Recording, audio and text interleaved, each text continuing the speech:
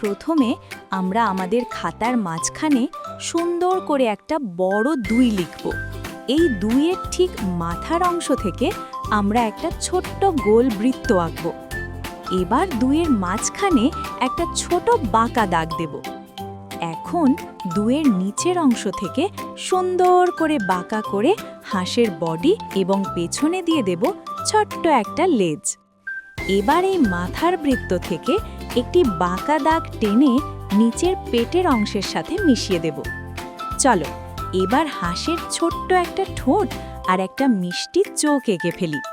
এরপর হাঁসের গায়ের ওপর একটা সুন্দর ডানা এঁকে দেব।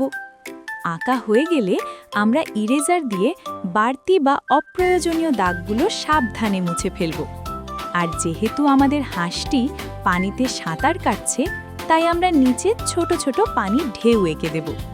আর সব শেষে আমাদের সবচাইতে মজার কাজ, রং করা। আমি আমার হাঁসটিকে নিজের ইচ্ছা মতো রঙে সাজাচ্ছি। তোমরা কিন্তু তোমাদের পছন্দ মতো যে কোনো রং করতে পারো। দেখলে তো বন্ধুরা, কত সহজেই আমরা একটা সংখ্যা থেকে আস্ত একটা হাঁস এঁকে ফেললাম।